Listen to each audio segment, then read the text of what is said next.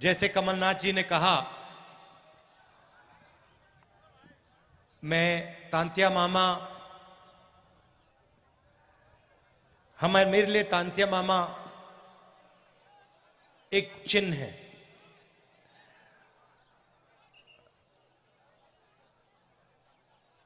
एक सोच है।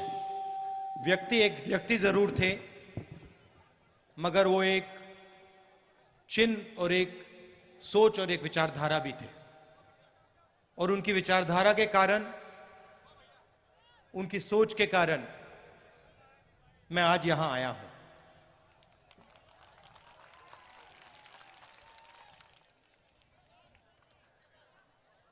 आज मैं उनके बारे में पढ़ रहा था और मैंने देखा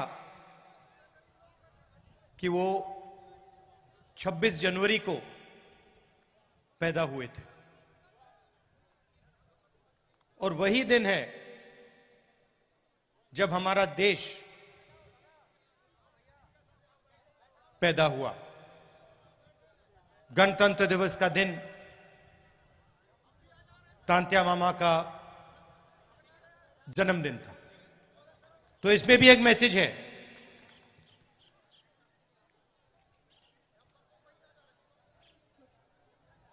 कुछ दिन पहले मैंने महाराष्ट्र में एक भाषण किया और उसमें मैंने आदिवासी शब्द के बारे में बोला।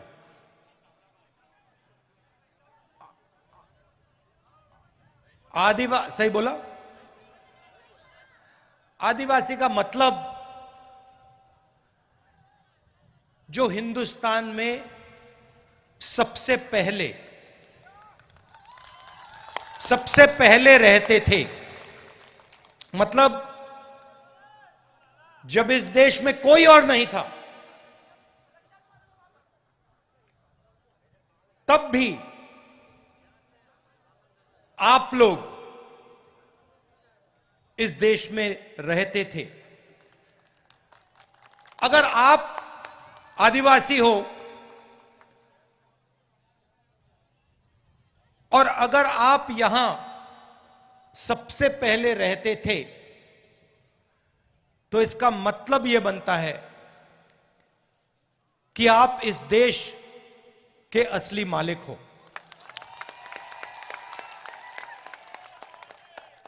सही बात? ये जो शब्द होते हैं, ये बहुत चीजें छुपाते हैं, बहुत चीजें ये दिखा भी सकते हैं। जैसे आप तांत्या मामा के बारे में सोचें तो आपके दिमाग में कौन से शब्द आते हैं? बताइए, कौन सा शब्द आता है सबसे पहले जब आप तांत्या मामा के बारे में सोचते हो? आदिवासी आता है, संघर्ष आता है, निडरता आता है, क्रांतिकारी आता है, ये शब्द आते हैं। और जब वो अंग्रेजों के सामने फांसी पे चढ़ रहे थे, तो आपको क्या लगता है, उनके दिल में डर था या नहीं? सवाल नहीं उठता। उनके दिल में डर नहीं था। क्यों नहीं था? उसका कारण क्या था? उनके दिल में आम आदमी चढ़ता है, फांसी के सामने खड़ा हो जाता है, डर जाता है? नहीं। मगर जो आपके तांत्या मामा थे, जब वो चढ़े फांसी पे, उनके दिल में डर क्यों नहीं था? क्योंकि उनके डर को, जो उनके दिल में आपके लिए प्यार था, उसने मिटा दिया था। तो जब हम उनके बारे में सोचते हैं, हमारे दिमाग में ये शब्द आते हैं: निडर, संघर्ष, मोहब्बत, ये शब्द आते हैं। कुछ दिन पहले मैंने प्रधानमंत्री का एक भाषण सुना और उसमें उन्होंने एक नया शब्द प्रयोग किया, वनवासी। अब यह शब्द, इसके पीछे एक दूसरी सोच है। आदिवासी के पीछे सोच है कि यह देश के पहले मालिक आप हो। इसका मतलब, अगर आप पहले मालिक हो तो आपकी जमीन पर, जंगल पर, जल पर आपका हक होना चाहिए। मगर वहां रुकना नहीं है।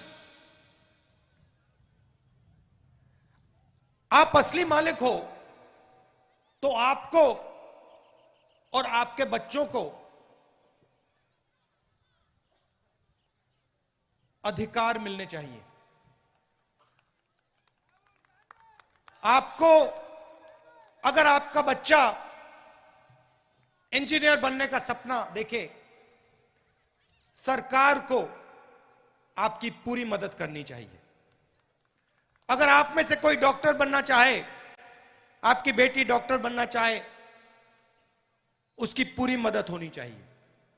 क्यों? क्योंकि आप असली मालिक हो, आप पहले मालिक हो।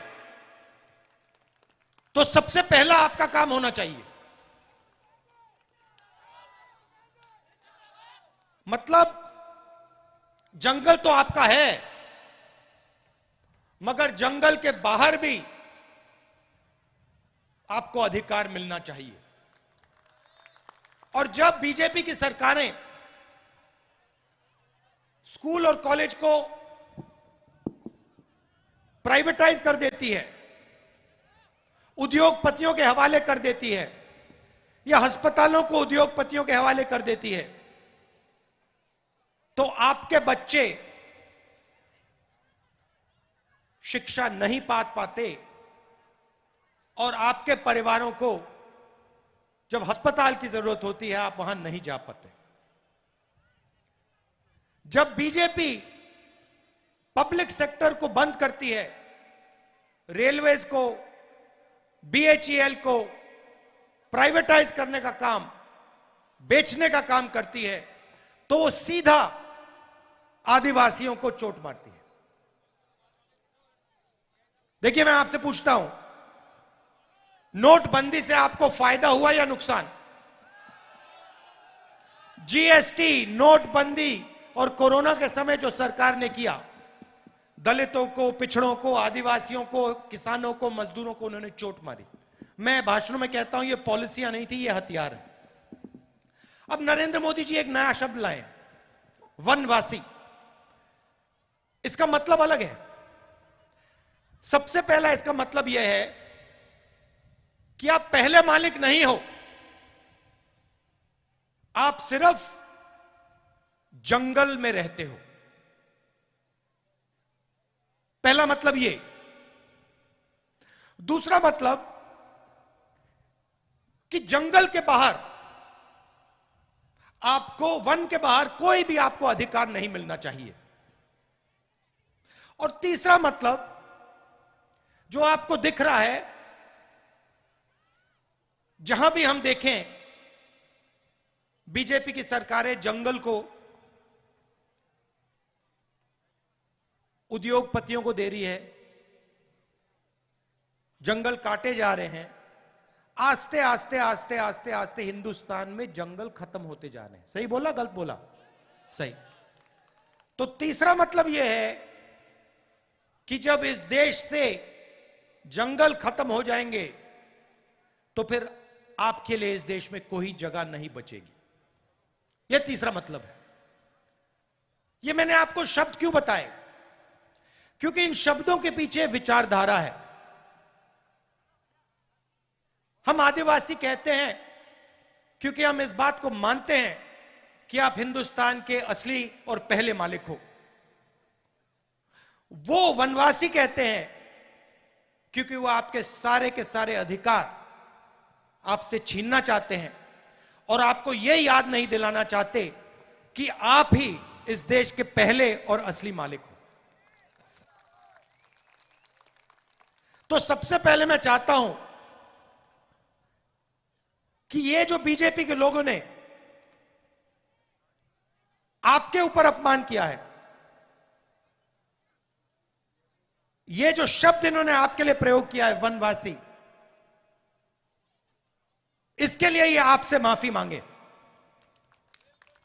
हाथ जोड़ के हिंदुस्तान के आदिवासियों से ये माफी मांगे और उनसे कहें कि आप वनवासी नहीं हो, आप आदिवासी हो और आप हिंदुस्तान के पहले मालिक हो और हम आपको जो भी अधिकार चाहिए वो हम आपको देंगे।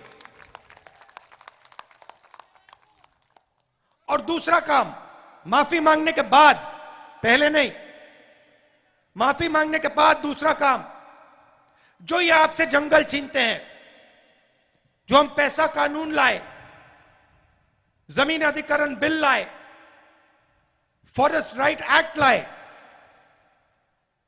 इन 3 कानूनों को ये जो कमजोर करते हैं और आपकी जो जमीन है जो आपसे छीनते हैं, आपका जल है, आपका जंगल है जो आपसे छीनते हैं, वो आपको वापस देने का काम शुरू कर दें।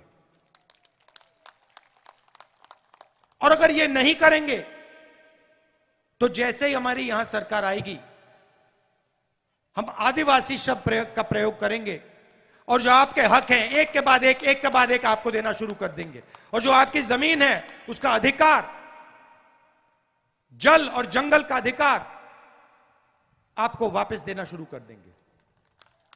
आप जानते हो कि आदिवासियों के खिलाफ सबसे ज्यादा अत्याचार मध्य प्रदेश में होता है। पूरा मध्य प्रदेश का आदिवासी जानता है कि अगर किसी प्रदेश में आदिवासियों के खिलाफ अत्याचार होता है तो उस प्रदेश का नाम मध्य प्रदेश है। ऐसा प्रदेश हमें नहीं चाहिए। हमें आदिवासियों को इज्जत देने वाला प्रदेश चाहिए, आदिवासियों को रक्षा करने वाला प्रदेश चाहिए।